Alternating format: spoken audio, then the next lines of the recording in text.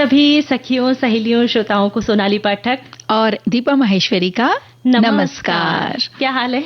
बिल्कुल ठीक है सोनाली। वैसे स्टूडियो के बाहर मुलाकातें हो जाती हैं, बातें भी हो जाती है, लेकिन स्टूडियो में अपने श्रोताओं के साथ जो मुलाकात होती है मिलके, उसकी बात कुछ अलग वो जो महफिल होगी श्रोताओं के साथ में, मैं होंगी, आप होंगे और हमारे श्रोता होंगे, हमारी सखियां होंगी जी, तो वो जो महफिल होगी उसकी कुछ बात ही अलग होती है। दिन भी खास हो जाता है और देखो आज भी बड़े खास दिन है आज, है ना? आज बहुत महत्वपूर्ण दिन है। देखो सबसे पहले तो आज सोमवार है, तो हमारी श्रोताओं ने कमेंट्स में लिख ही दिया, इंतजार कर रहे हैं आज की कहानी का। तो कथा सुधा में हम सुनाने वाले हैं अमावस की रात, ये कहानी जो प्रेमचंद की कहानी है उसका भाग 2 सुनने वाले हैं जी। और साथ ही सौंदर्य साधना में हम त्वचा का रूखापन, यानी इन दिनों सर्दियों में हमारी त्वचा रूखी सूखी हो जाती है। तो हमारी गुलाबी सर्दियां तो आ ही गई हैं, है ना? और हमारे श्रोता जो है वो सखियां वो भी लिखकर भेजे कि आप इस रूखेपन से निजात पाने के लिए कौन से उपाय अपनाते हैं हमेशा। तो हमें बताएं तो हम सबको बता सकते हैं, और जो हमारे वो श्रोता जो कि सोशल मीडिया के माध्यम से नहीं जुड़े हैं तो उन्हें भी पता चल जाएगा कि क्या कर सकते हैं। और साथ में आज तो मेले में भी घूमेंगे, पुष्कर मेले में। पुष्कर मेला जो है अभी लगा हुआ है, हाँ जो लगा हुआ है। तो हमारे जो भी जितने भी सुनने वाले हैं, अगर उनमें से कोई गया है मेले में तो कुछ तो अनुभव आ भी गए हैं कमेंट्स में, और भी हमें बताएं कोई जाना चाहता है, क्या उनका मन है, कब जाना चाहता है, क्या उनकी इच्छाएं हैं, इसको लेकर कितने उत्साहित हैं, वो सब अपनी बातें मन की बात मतलब आज सब उड़ेल दें, है ना? और आज एक खास दिन है, तो खास दिन को तो कुछ खास तरीके से बोलना चाहिए। नानक नाम जहाज है, चढ़े सो उतरे पार, तू ही मेरा राखिया, तू ही सिरजनहार। गुरु नानक जयंती की बहुत सारी शुभकामनाएं।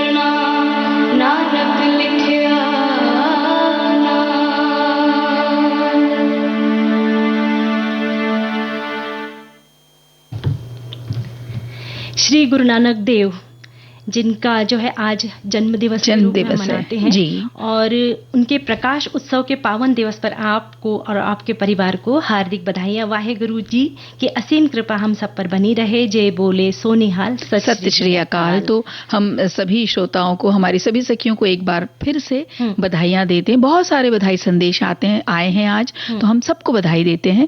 और साथ में हमारे श्रोता ये भी लिख रहे हैं कि सिख समुदाय के लोगों का ये महत्वपूर्ण त्योहार है। यह पर्व गुरु नानक देव जी के, जैसे बात करी अभी हमने, कि जन्मदिन के अवसर पर मनाते हैं। और कहते हैं कि कार्तिक माह के शुक्ल पक्ष की पूर्णिमा तिथि पर गुरु नानक देव जी का जन्म हुआ था। गुरु नानक देव जी के जन्म को जैसे गुरु पर्व, प्रकाश पर्व हम ये नाम से भी जानते हैं। और ये एक संत, गुरु और समाज सुधारक थे गुरु नानक जी। उन्होंने अपना पूरा जीवन मानव हित में समर्पित कर दिया था। कहा जाता है नानक जी बचपन से ही ज्यादातर समय चिंतन में बिताते थे और वे सांसारिक बातों का मोह नहीं रखते थे। और गुरु नानक देव जी का शुभ त्योहार गुरु पर्व, जिसे गुरु नानक का प्रकाश उत्सव ये भी मानते हैं। और यह सिख धर्म के सबसे महत्वपूर्ण दिनों में से एक है और 10 सिख गुरुओं में से पहले हैं जी। सिख धर्म के संस्थापक गुरु नानक देव जी की आज जयंती है। इस अवसर को उत्कट भक्ति, आध्यात्मिक समारोहों और सिख धर्म के पवित्र ग्रंथ गुरु ग्रंथ साहिब के भजनों के पाठ के साथ मनाया जाता है। यह दिन न केवल गुरु नानक देव जी जी की शिक्षाओं और ज्ञान का सम्मान करता है, बल्कि सिख दर्शन के मूल सिद्धांतों को मूर्त रूप देते हुए एकता, समानता और निस्वार्थ सेवा को भी बढ़ावा देता है। जी बिल्कुल, तो सेवा भाव तो इनका प्रमुख जो है उनकी शिक्षाओं के में से एक भाग है। और हमारे श्रोता, हमारी सखियों ने लिख भेजा है कि 1470 के करीब उनका जन्म तलवंडी पंजाब, जो कि अब पंजाब नहीं, उस वक्त तत्कालीन पंजाब में हुआ था, और नानकाना साहिब जो पाकिस्तान में, वहां हुआ था। गुरु नानक जी द्वारा दी गई दक्ष शिक्षा परम पिता, जो जिसमें कि ये कहते हैं कि परम पिता ईश्वर एक ही है, साथ में मेहनत और ईमानदारी से जुड़ा भक्ति भर प्रेरणादायक संदेश इनकी शिक्षाओं से हमें मिलता है। जी, और गुरु नानक जी जात पात और ऊंच नीच के कड़े विरोधी थे, इसलिए उन्होंने लंगर की शुरुआत की, जहां समाज का हर व्यक्ति आकर एक ही जगह पर एक ही तरह का भोजन खाए और समाज में एक रूपता और समानता आ सके। ऐसे उनके कई सारे आदर्श थे कि कई समुदायों ने उन्हें आदर्श माना। और गुरु नानक जी ने भक्ति रस के अमृत रस की बात की थी। वो भक्ति रस में पूरी तरह डूबे रहते थे। भक्तों के लिए उनका यही संदेश रहा कि जब सांसारिक कठिनाइयों में डूब जाओ तो अपने अंदर की ओर झांको।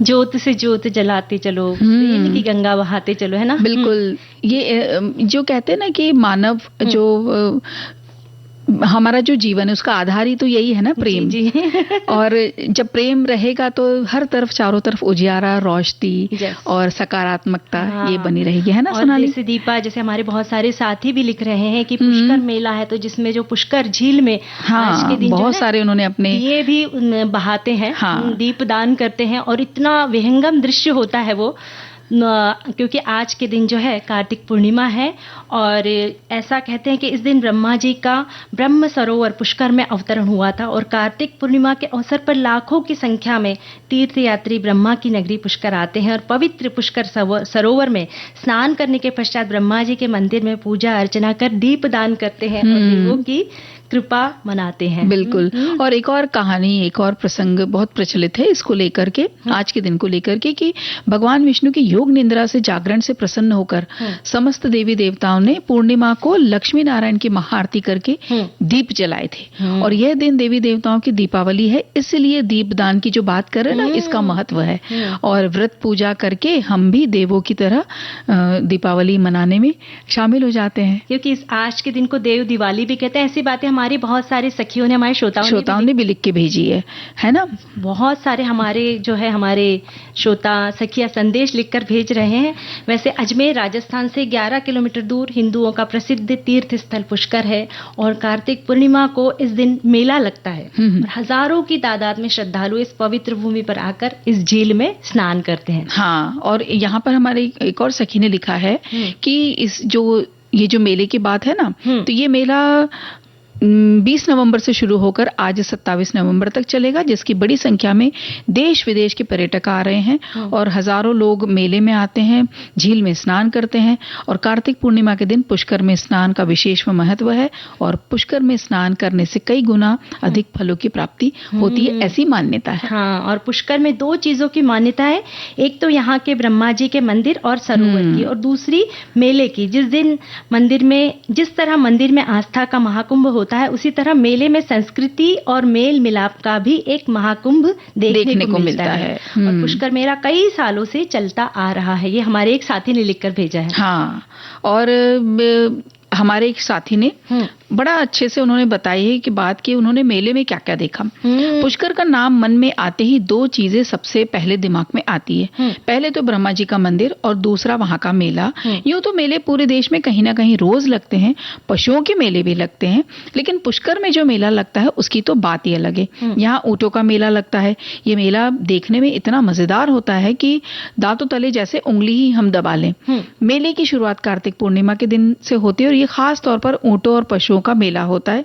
पूरे राजस्थान से लोग अपने अपने ऊंटों को लेकर आते हैं, उनको प्रदर्शित किया जाता है। ऊंटों की दौड़ भी होती है यहाँ, और जो सबसे सुंदर ऊंट और ऊंटनी को यहाँ पे इनाम भी मिलता है, और ऊंटों की सवारी भी कराई जाती है।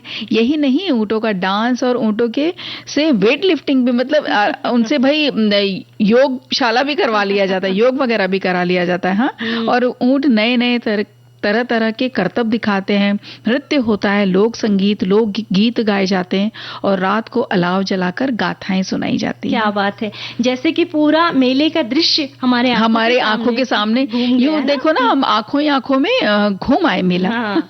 और जैसे पुष्कर मेला कार्तिक शुक्ल एकादशी से पूर्णिमा तक लगता है, और इस मेले में ढेर सारी दुकानें, खाने पीने के स्टॉल, सर्कस, झूले, और ना जाने कितनी आकर्षक चीजें हमारा मन मोह लेती है। और इस मेले में लोक संस्कृति और लोक संगीत का एक अद्भुत नजारा हमें देखने को मिलता है।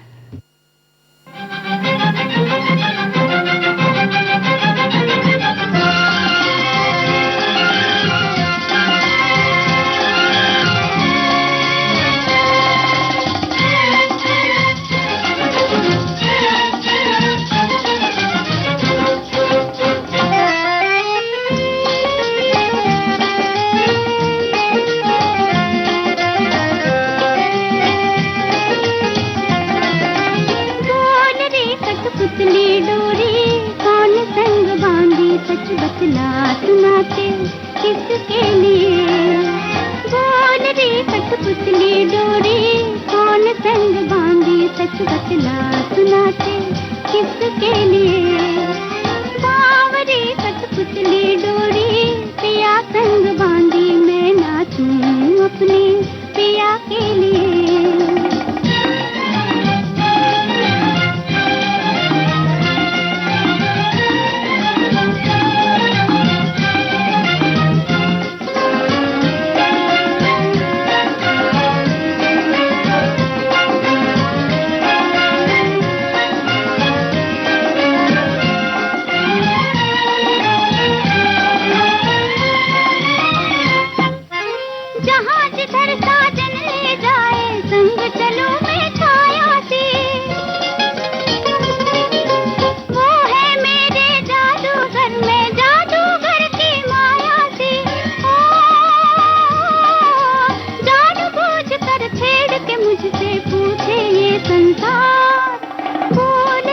कठपुतली डोरी कौन संग बांधी, सच बतला सुनाते किसके लिए। बावरी कठपुतली डोरी पिया संग बांधी, मैं नाचूं अपने पिया के लिए।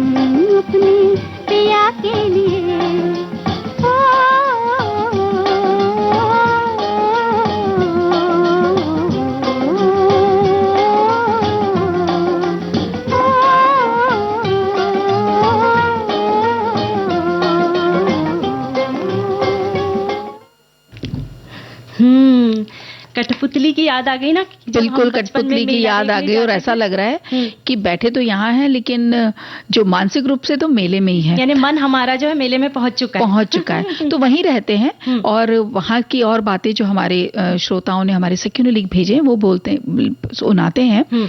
राजस्थान में हर साल पुष्कर मेला बड़ी धूमधाम से मनाया जाता है। सुरम्य पुष्कर झील के पास लगता है ये मेला।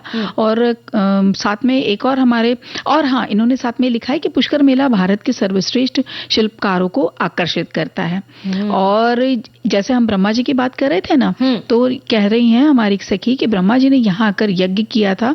विश्व के प्रमुख तीर्थ स्थानों में पुष्कर ही एक ऐसा स्थान है जहाँ ब्रह्मा का मंदिर है। यहाँ ब्रह्मा जी के अलावा सावित्री, बद्री नारायण, रंग जी और विश्व अष्टमेश्वर महाकाल मंदिर भी विशेष महत्व रखते हैं। हमारे साथी ये भी लिखते हैं कि 52 घाट है पुष्कर सरोवर पर।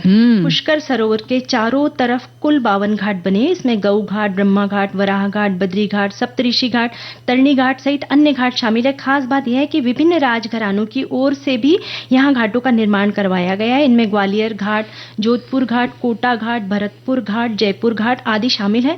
गौरतलब है कि पुष्कर धार्मिक मेला सहित हर माह एकादशी, पूर्णिमा, अमावस्या, अन्य धार्मिक आयोजनों पर हजारों श्रद्धालु सरोवर में स्नान करने पुष्कर आते हैं। एक हमारी श्रोता लिख रहे हैं कि मैं कई बार देख चुका हूँ ये वाला मेला, और बचपन में दादी के साथ ऊंट गाड़ी, कभी ट्रैक्टर ट्रॉली में बैठकर मेला देखने जाया करते थे।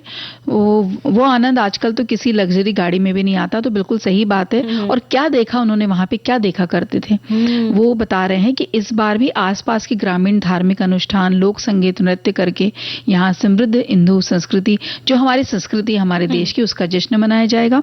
रेगिस्तान की वजह से पुष्कर मेले में ऊंट का महत्व है। जैसे हमने पहले भी बात की कि बहुत सारे यहाँ तो प्रतियोगिताएं होती है ना।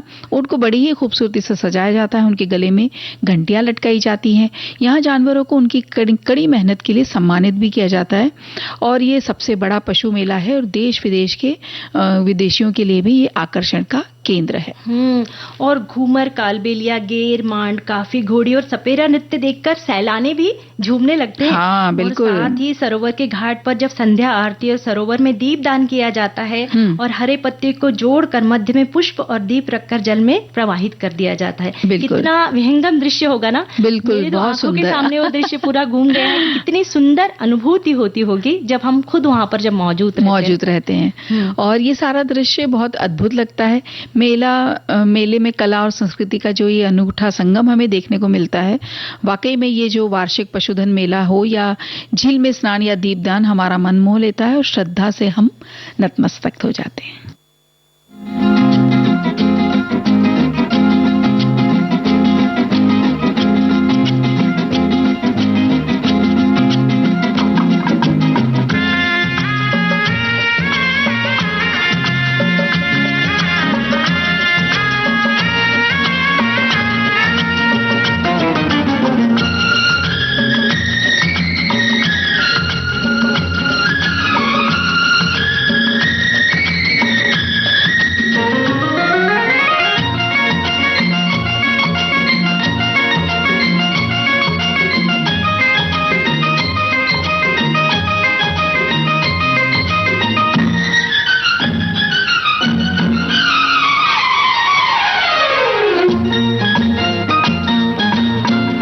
से पहले, आज से ज्यादा, आज से पहले, आज से ज्यादा खुशी आज तक नहीं मिली इतनी सुहानी, ऐसी मीठी, इतनी सुहानी, ऐसी मीठी घड़ी आज तक नहीं मिली आज से पहले।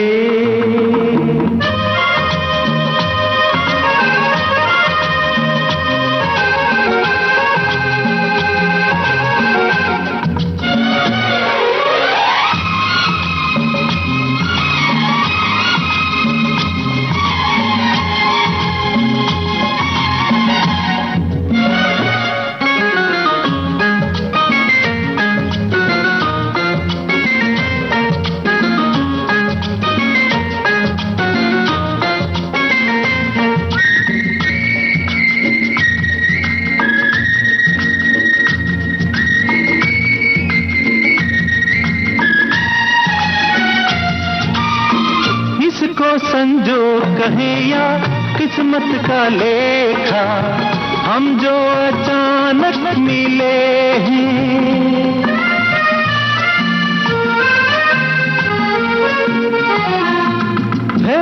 इसको संजोग कहे या किस्मत का लेखा, हम जो अचानक मिले हैं। मन चाहे साथी पाके हम सबके चेहरे देखो तो कैसे खिले हैं। ओ तकदीरों को जोड़ दे ऐसी, इन तकदीरों को जोड़ दे ऐसी कड़ी आज तक नहीं मिली आज से पहले।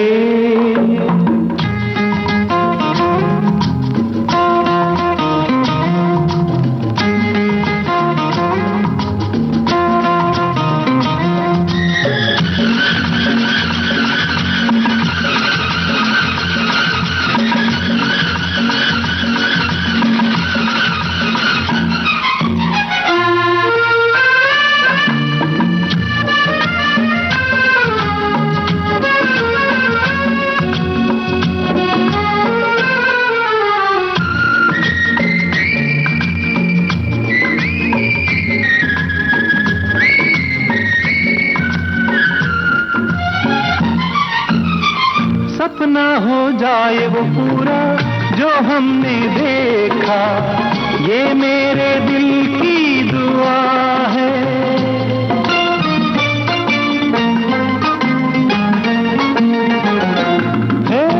सपना हो जाए वो पूरा जो हमने देखा, ये मेरे दिल की दुआ है। ये पल जो बीत रहे हैं इनके नशे में दिल मेरा गाने लगा है।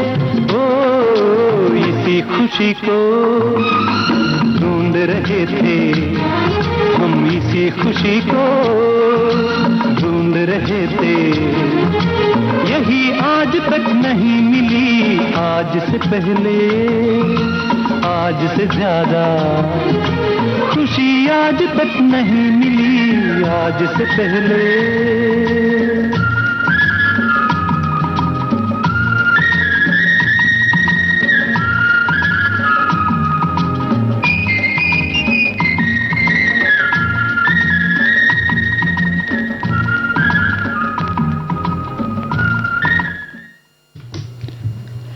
हमारे साथी बहुत अच्छे अच्छे संदेश लिखकर भेज रहे हैं। हमारे साथी लिखते हैं कि पुष्कर मेला कई सालों से लगता आ रहा है, राजस्थान सरकार इसके लिए विशेष अनुदान भी देती है। मेला रेत पर कई किलोमीटर तक लगता है, खाने पीने से लेकर झूले नाच गाना सब यहाँ होता है। पुष्कर मेले में हजारों की संख्या में विदेशी सैलानी भी पहुंचते हैं। अधिकतर सैलानी राजस्थान सिर्फ इस मेले को देखने ही आते हैं। सबसे अच्छा नजारा तब दिखता है जब मेले के ऊपर से गर्म हवा के रंग बिरंगे गुब्बारे उड़ते हैं। इन गुब्बारों में बैठकर ऊपर से मेला और भी भव्य दिखता है। पुष्कर मेला कार्तिक पूर्णिमा को शुरू होता है और पुष्कर की झील में नहाना, तीर्थ करने के समान माना गया है। इस दिन लाखों की संख्या में श्रद्धालु झील में डुबकी लगाकर ब्रह्मा जी का आशीर्वाद लेकर मेले में खरीद फरोख्त करते हैं। पूरा दिन और शाम को पारंपरिक नृत्य, घूमर, गेर, मांड और सपेरा दिखाए जाते हैं। शाम को आरती होती है। इस आरती को शाम के वक्त सुनना मन को काफी शांति देती है। और हमारे एक संदेश एक और ही आया है जिसमें हमारे सखियां बता रही हैं कि सिर्फ ऊंटों का मेला तो है ही, ये विशेष आकर्षण है ही, लेकिन पशुधन भी होता है और कई सारे ऊंटों के साथ साथ 25,000 से भी ज्यादा जो पशुओं को खरीदा जाता है। जो भी वहां पे पशुपालन का काम कर रहे हैं तो वो लोग यहाँ पर आकर खरीदते हैं। तो ये अपने आप में इस तरह का एक अलग ही प्रकार का मेला है। और हमारे एक साथी ये भी लिखते हैं कि आज से करीब 30 साल पहले जयपुर जाते हुए रास्ते में पुष्कर दर्शन करने का मुझे सौभाग्य मिला। वहां नजदीक अजमेर शरीफ के दर्शन भी किए। पुष्कर मेले के बारे में आप सभी से जानकारी मिलेगी। और साथी ये भी लिखते हैं कि कथा सुधा का भी इंतजार रहेगा। अरे भाई वो भी आएगा, हमें भी इंतजार है ना। और जैसे पुष्कर मेले के बारे में हमारे जो बहुत सारे साथी लिखकर भेज रहे हैं, तो ये सारा दृश्य बहुत ही अद्भुत लगता है। और इस मेले में कला और संस्कृति का एक अनूठा संगम देखने को मिलता है। वाकई पुष्कर में आयोजित वार्षिक पशुधन मेला हो या झील में स्नान हो या दीपदान, हमारा सचमुच मन मोह लेता है और श्रद्धा से हम नतमस्तक हो जाते हैं। और सोनाली, अभी तक गुरु नानक जयंती के लिए बहुत सारी शुभकामनाएं आई हैं हमारे सभी श्रोताओं ने, सखियों ने लिख भेजी है। तो एक बार फिर उन्हें बधाई और शुभकामनाएं देते हैं। और वक्त हो चुका है ब्रेक का। एक ब्रेक ले लेते हैं।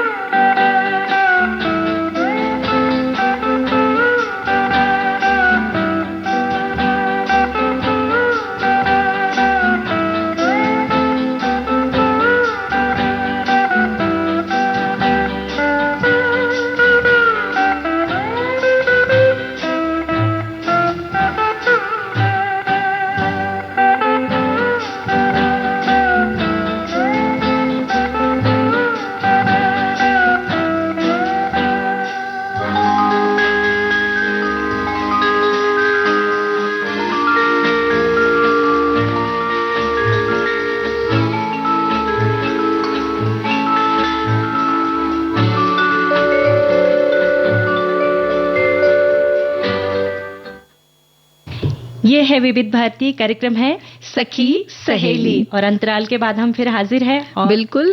और अब हम अपने श्रोताओं को बिल्कुल अपनी सखियों को इंतजार नहीं कराएंगे सोनाली, और सुनाते उन्हें कथा सुधा में आज अमावस की रात इस कहानी, प्रेमचंद की ये कहानी का भाग 2।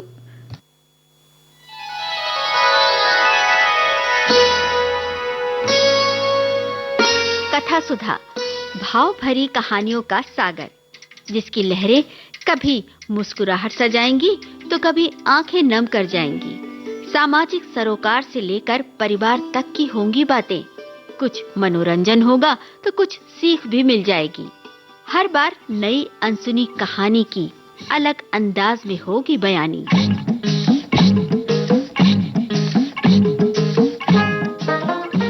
कहानी की मौलिकता बनाए रखते हुए श्रोताओं के लिए कार्यक्रम रोचक और सुगम हो, इसलिए कहानी में थोड़े बहुत बदलाव किए गए हैं। आशा है आपको कथा सुधा में डूबना अच्छा लगेगा। कथा सुधा में आज प्रस्तुत है मुंशी प्रेमचंद की कहानी अमावस की रात। अब तक आपने सुना। दीपावली की संध्या थी। पंडित देवदत्त अपने अर्ध अंधकार वाले कमरे में मौन परंतु चिंता में निमग्न थे। आज 1 महीने से उनकी पत्नी गिरिजा की जिंदगी को निर्दय काल ने खिलवाड़ बना लिया है। पंडित देवदत्त के पूर्वजों का कारोबार बहुत विस्तृत था। वे लेन देन किया करते थे। पंडित देवदत्त का उन लेखों पर अभिमान करना अनुचित नहीं कहा जा सकता जिसमें 70 लाख रुपयों की रकम छुपी हुई थी।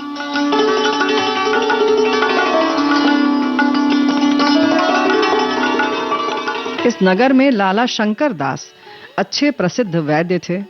वैद्य जी के हृदय के कोमल भाग तक पहुंचने के लिए देवदत्त ने बहुत कुछ हाथ पैर चलाए। वो आंखों में आंसू भर के आता, किंतु वैद्य जी का हृदय ठोस था, उसमें कोमल भाव था ही नहीं।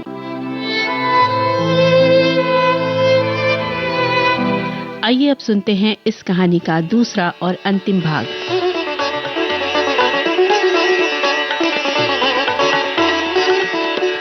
वही अमावस्या की रात्रि थी। वृक्षों पर सन्नाटा छा गया था। जीतने वाले अपने बच्चों को नींद से जगाकर इनाम देते थे, हारने वाले अपनी रुष्ट और क्रोधित स्त्रियों से क्षमा के लिए प्रार्थना कर रहे थे। इतने में घंटी के लगातार शब्द वायु और अंधकार को चीरते हुए कान में आने लगे। उनकी सुहावनी ध्वनि इस निस्तब्ध अवस्था में अत्यंत भली प्रतीत होती थी। ये शब्द समीप हो गए और अंत में पंडित देवदत्त के समीप आकर उस खंडहर में डूब गए। पंडित जी उस समय निराशा के अथाह समुद्र में गोते खा रहे थे। शोक में इस योग्य भी नहीं थे कि प्राणों से भी अधिक प्यारी गिरिजा का दवा दर्पण कर सकें। क्या करें? इस निष्ठुर वैद्य को यहां कैसे लाएं? जालिम, मैं सारी उम्र तेरी गुलामी करता, तेरे इश्तहार छापता, तेरी दवाइयां कूटता। आज पंडित जी को यह ज्ञात हुआ कि 70 लाख की चिट्ठी पत्रियां इतनी कौड़ियों के मोल भी नहीं। पैतृक प्रतिष्ठा का अहंकार अब आंखों से दूर हो गया। उन्होंने उस मखमली थैले को संदूक से बाहर निकाला और उन चिट्ठी पत्रियों को, जो बाप दादों की कमाई का शेषांश थी और प्रतिष्ठा की भांति जिनकी रक्षा की जाती थी, एक एक कर दिया को अर्पण करने लगे। जिस तरह सुख और आनंद से पालित शरीर चिता की भेंट हो जाती है, उसी प्रकार वो कागजी पुतलियां भी उस प्रज्वलित दिया के धधकते हुए मुंह का ग्रास बनती थीं। इतने में किसी ने बाहर से पंडित जी को पुकारा। उन्होंने चौंक कर सिर उठाया। वे नींद के अंधेरे में टटोलते हुए दरवाजे तक आए। देखा कि कई आदमी हाथ में मशाल लिए हुए खड़े हैं और एक हाथी अपने सूंड से उस अरण्य के वृक्षों को उखाड़ रहा है जो द्वार पर द्वारपालों की भांति खड़े थे। हाथी पर एक सुंदर युवक बैठा है जिसके सिर पर केसरिया रंग की रेशमी पाग है। माथे पर अर्धचंद्राकार चंदन, भाले की तरह तनी हुई नोकदार मूछें, मुखारविंद से प्रभाव और प्रकाश टपकता हुआ कोई सरदार मालूम पड़ता था। उसका कलीदार अंगरखा और चुनावदार पैजामा, कमर में लटकती हुई तलवार और गर्दन में सुनहरे कंठे और जंजीर उसके सजीले शरीर पर अत्यंत शोभा पा रहे थे। पंडित जी को देखते ही उसने रकाब पर पैर रखा और नीचे उतरकर उनकी वंदना की। उसके इस विनीत भाव से कुछ लज्जित होकर पंडित जी बोले, आपका आगमन कहां से हुआ है? नवयुवक ने बड़े नम्र शब्दों में जवाब दिया, मैं आपका पुराना सेवक हूँ। दास का घर राजनगर है। मैं वहां का जागीरदार हूँ। मेरे पूर्वजों पर आपके पूर्वजों ने बड़े अनुग्रह किए हैं। मेरी इस समय जो कुछ प्रतिष्ठा तथा संपदा है, सब आपके पूर्वजों की कृपा और दया का परिणाम है। मैंने अपने अनेक स्वजनों से आपका नाम सुना था और मुझे बहुत दिनों से आपके दर्शन की आकांक्षा थी। आज वह सुअवसर भी मिल गया। अब मेरा जन्म सफल हुआ। पंडित देवदत्त की आंखों में आंसू भर आए। पैतृक प्रतिष्ठा का अभिमान उनके हृदय का कोमल भाग था। वो दीनता जो उनके मुख पर छाई हुई थी, थोड़ी देर के लिए विदा हो गई। वे गंभीर भाव धारण करके बोले, ये आपका अनुग्रह है जो ऐसा कहते हैं। नहीं तो मुझ जैसे कपूत में तो इतनी भी योग्यता नहीं है जो अपने को उन लोगों की संतति कह सकूं। इतने में नौकरों ने आंगन में फर्श बिछा दिया। दोनों आदमी उस पर बैठे और बातें होने लगी। वे बातें जिनका प्रत्येक शब्द पंडित जी के मुख को इस तरह प्रफुल्लित कर रहा था जिस तरह प्रातः काल की वायु फूलों को खिला देती है। पंडित जी के पितामह ने नवयुवक ठाकुर के पितामह को 25 सहस्त्र रुपए कर्ज दिए थे। ठाकुर अब गया में जाकर अपने पूर्वजों का श्राद्ध करना चाहता था, इसलिए जरूरी था कि उसके जिम्मे जो कुछ ऋण हो उसकी एक एक कौड़ी चुका दी जाए। ठाकुर को अपने पुराने बही खाते में ये ऋण दिखाई दिया। 25 के अब 75,000 हो चुके। वही ऋण चुका देने के लिए ठाकुर आया है। धर्म ही वो शक्ति है जो अंतःकरण में ओजस्वी विचारों को पैदा करती है। हाँ, इस विचार को कार्य में लाने के लिए पवित्र और बलवान आत्मा की आवश्यकता है, नहीं तो वे ही विचार क्रूर और पापमय हो जाते हैं। अंत में ठाकुर ने कहा, आपके पास तो वे चिट्ठियां होंगी। देवदत्त का दिल बैठ गया। वे संभल कर बोले, संभवतः हो, कुछ कह नहीं सकते। ठाकुर ने बहुत लापरवाही से कहा, ढूंढिए, यदि मिल जाए तो हम लेते जाएंगे। पंडित देवदत्त उठे, लेकिन हृदय ठंडा हो रहा था। शंका होने लगी है कि कहीं भाग्य हरे बाग ना दिखा रहा हो। कौन जाने वो पुर्जा जलकर राख हो गया या नहीं। यदि ना मिला तो रुपए कौन देता है। शोक की दूध का प्याला सामने आकर हाथ से छूट जाता है। हे भगवान, हे भगवान, वो पत्री मिल जाए, वो पत्री मिल जाए।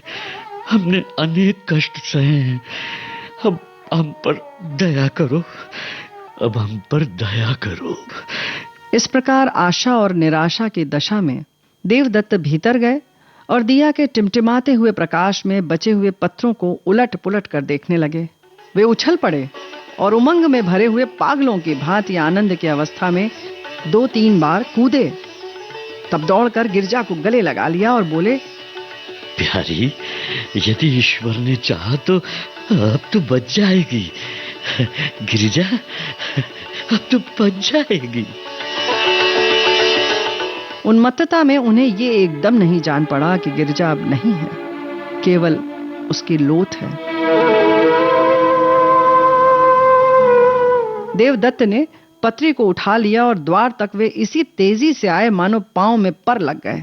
परंतु यहां उन्होंने अपने को रोका और हृदय में आनंद की उमड़ती हुई तरंग को रोक कर कहा, लीजिए, वो पत्री मिल गई। संयोग की बात है, नहीं तो 70 लाख के कागज दीमकों के आहार बन गए। आकस्मिक सफलता में कभी कभी संदेह बाधा डालता है। जब ठाकुर ने उस पत्री को लेने के लिए हाथ बढ़ाया तो देवदत्त को संदेह हुआ कि कहीं वो उसे फाड़कर फेंक न दे। यद्यपि यह संदेह निरर्थक था, किंतु मनुष्य कमजोरियों का पुतला है। ठाकुर ने उनके मन के भाव को ताड़ लिया। उसने बेपरवाही से पत्री को लिया और मशाल के प्रकाश में देखकर कहा, अब मुझे विश्वास हुआ। ये लीजिए, आपका रुपया आपके समक्ष है। आशीर्वाद दीजिए कि मेरे पूर्वजों की मुक्ति हो जाए। ये कहकर उसने अपनी कमर से एक थैला निकाला और उसमें से 1-1 हजार के 75 नोट निकालकर देवदत्त को दे दिए। पंडित जी का हृदय बड़े वेग से धड़क रहा था। नाड़ी तीव्र गति से कूद रही थी। उन्होंने चारों ओर चौकन्नी दृष्टि से देखा कि कहीं कोई दूसरा तो नहीं खड़ा है, और तब कांपते हुए हाथों से नोटों को ले लिया। अपनी उच्चता प्रकट करने की व्यर्थ चेष्टा में उन्होंने नोटों की गणना भी नहीं की। केवल उड़ती हुई दृष्टि से देखकर उन्हें समेटा और अपने जेब में डाल लिया।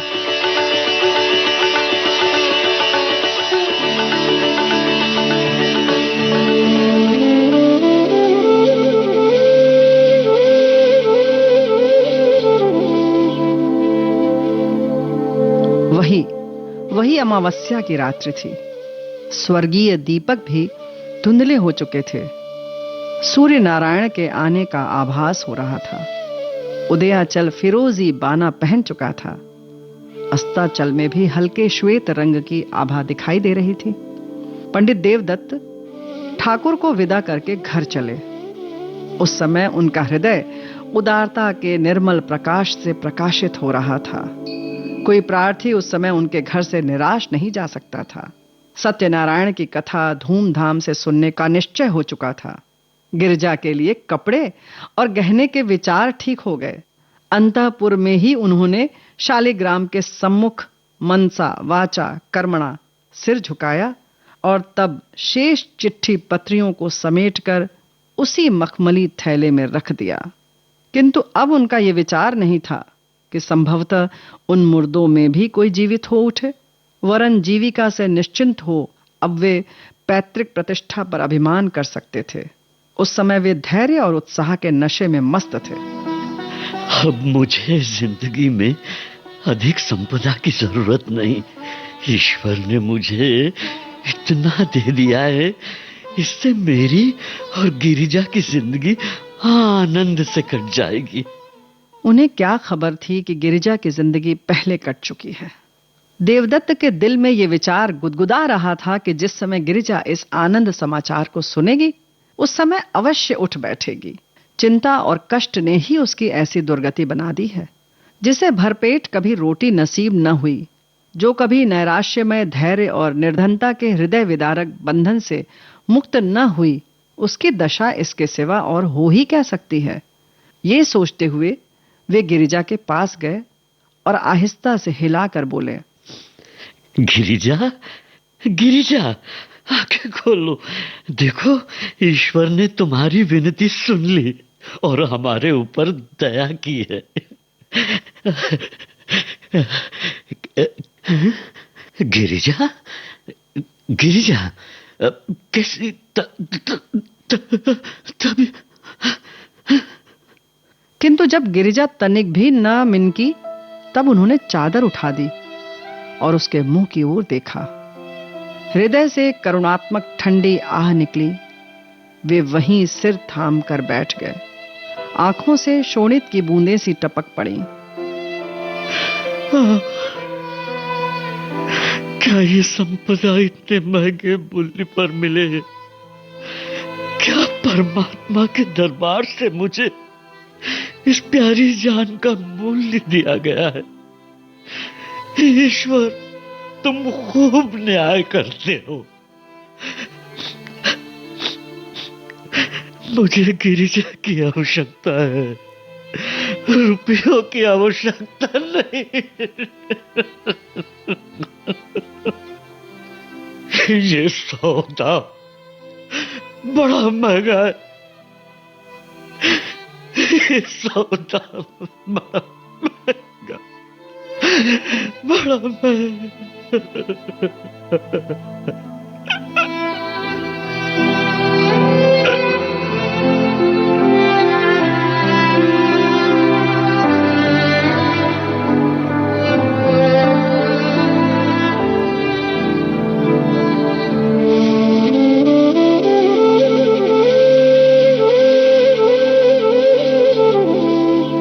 अमावस्या की अंधेरी रात गिरिजा के अंधकार में जीवन की भांति समाप्त हो चुकी थी।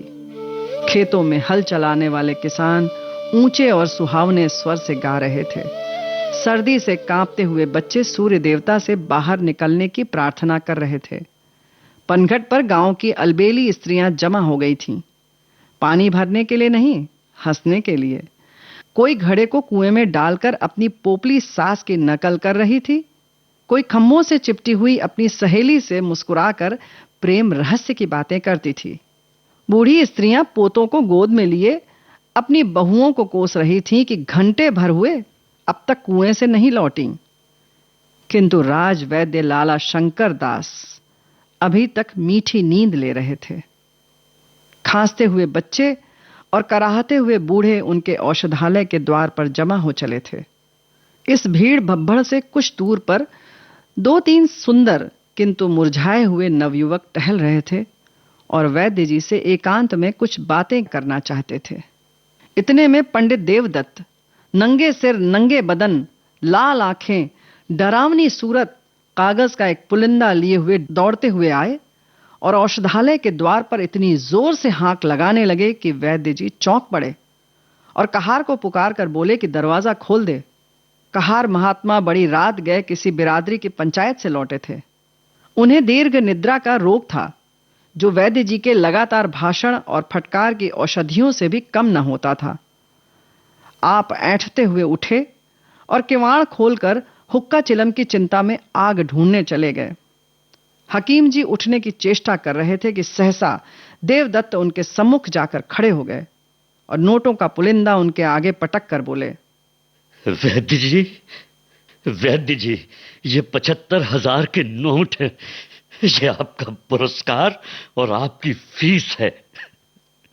अब आप चलकर गिरिजा को देख लीजिए और ऐसा कुछ कीजिए कि वो केवल एक बार आंखें खोल दे। ये उसकी एक दृष्टि पर न्यौछावर है, केवल एक दृष्टि पर। आपको रुपए मनुष्य की जान से प्यारे हैं। वे आपके समक्ष हैं। मुझे गिरिजा की एक चितवन, इन रुपयों से कई गुना प्यारी है। मुझे गिरिजा की एक चितवन इन रुपयों से कई गुना प्यारी है। इन रुपयों से कई गुना प्यारी है।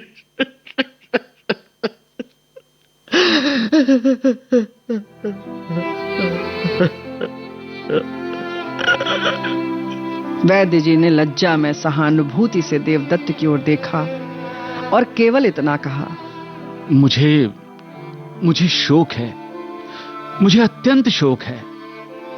सदैव के लिए तुम्हारा अपराधी हूं, किंतु तुमने मुझे शिक्षा दे दी।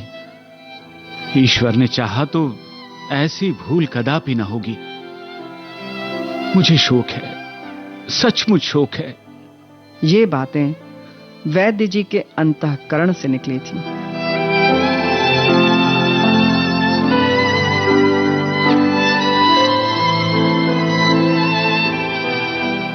आज आपने सुना कथा सुधा में मुंशी प्रेमचंद की कहानी अमावस की रात का दूसरा और अंतिम भाग।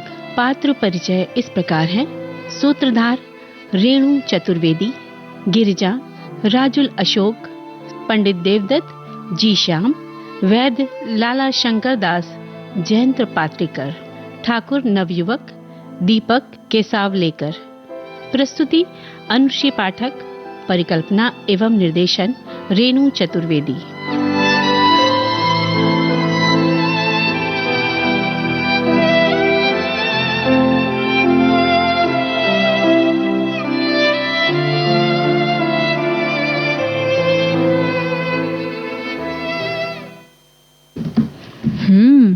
पता है सखियों, सोनाली तो इस कहानी में खो गई है, शायद आप सब भी खो गए हैं, लेकिन चलिए सुन लेते हैं एक गीत। अरे ला ला ला ला ला ला ला ला ला ला ला ला ला ला ला ला ला।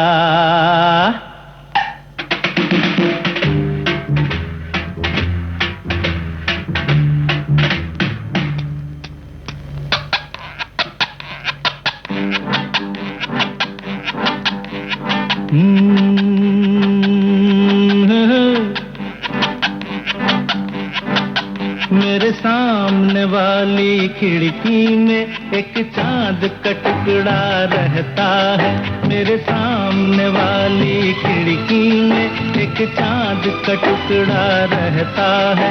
अफसोस ये है कि वो हमसे कुछ उखड़ा उखड़ा रहता है। मेरे सामने वाली खिड़की में एक चांद का टुकड़ा रहता है।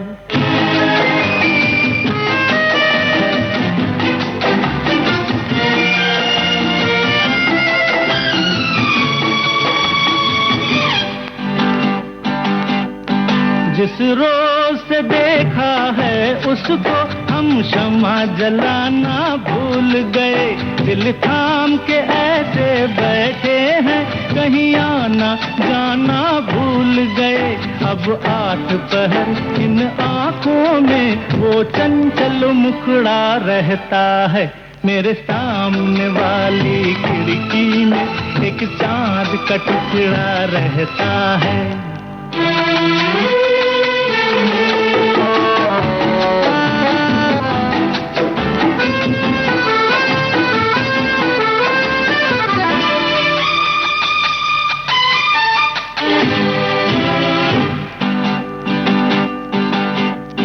बरसात भी आकर चली गई, बादल भी गरज कर बरस गए।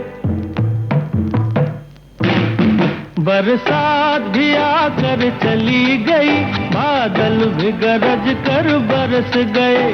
पर उसकी एक झलक को हम है हुस्न के मालिक तरस गए।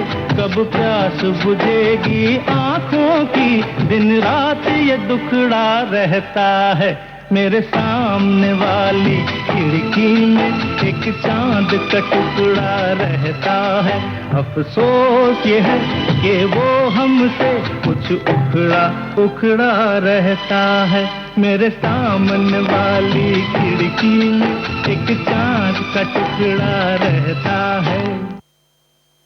सोनाली, इस चांद के टुकड़े में भाई यूं तो कहते हैं कि कहीं दाग होते हैं, लेकिन भाई हमारा जो चेहरा है ना, हम सबका वो सर्दियों में दाग हो जाते हैं उसमें क्योंकि रूखा हो जाता है। तो बहुत सारे हमारे संदेश हम सखियों ने लिख के भेजे हैं, एक एक करके पढ़ते चलते हैं। सबसे पहले लिखा है कि इसमें इन दिनों में ज्यादा पोषण देखभाल की जरूरत पड़ती है। सर्दियों की वजह से हम पानी कम पीते हैं, तो पानी उतना पिए जितना आप पी पाते हैं। और नहाने से पहले शरीर पर कोई तेल जो आपको पसंद हो, कोई भी, जैसे नारियल का, जैतून का, उससे मालिश करके बिल्कुल हल्के गुनगुने पानी से नहाएं।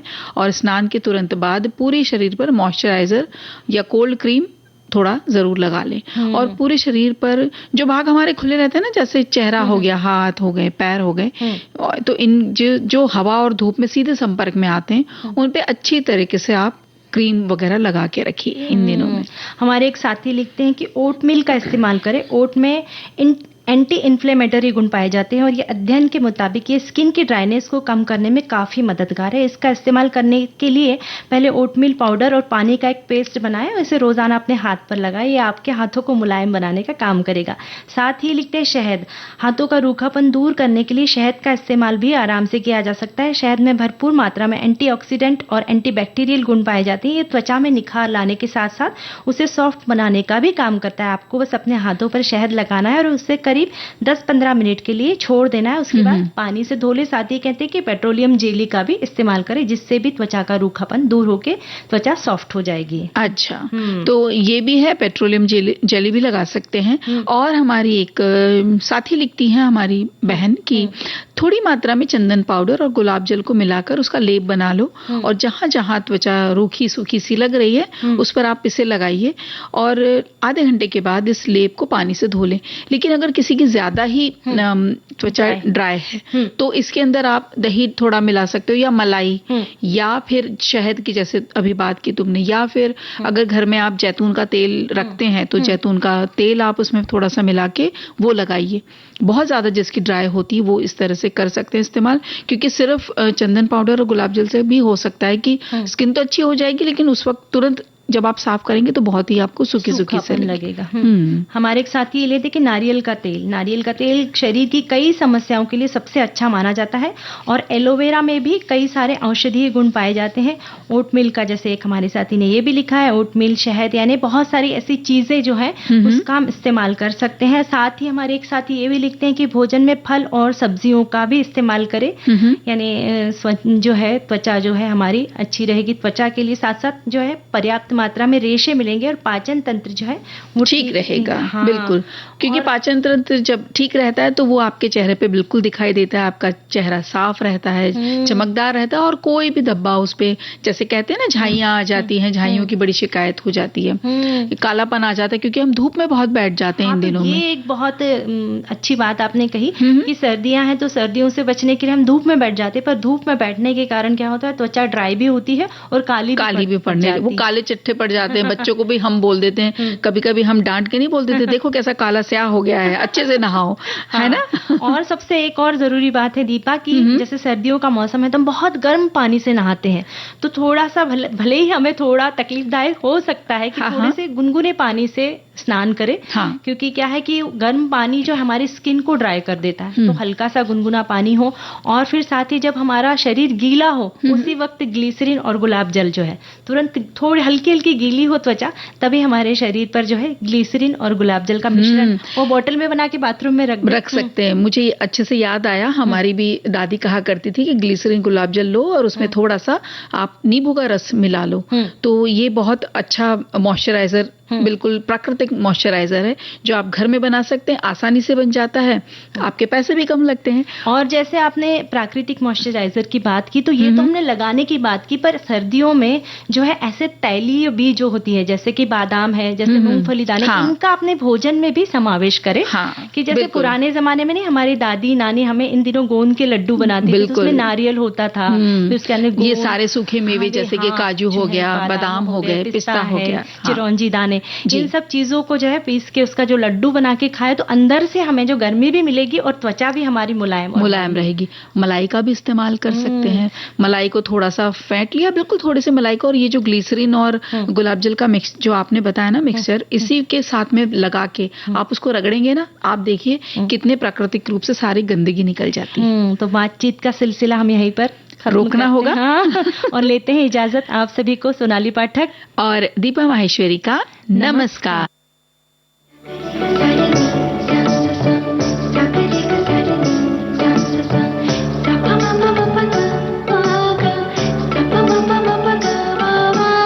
सखी सहेली।